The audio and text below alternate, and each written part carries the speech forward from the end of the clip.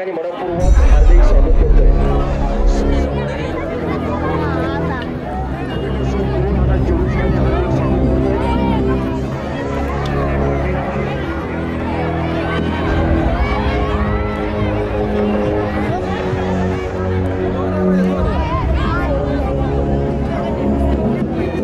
जिल्ह्यातील माळशिरस तालुक्यातील मगराच्या निमगावात हा निमगाव वावडी व हिरकणी महोत्सव आयोजित केला जातो।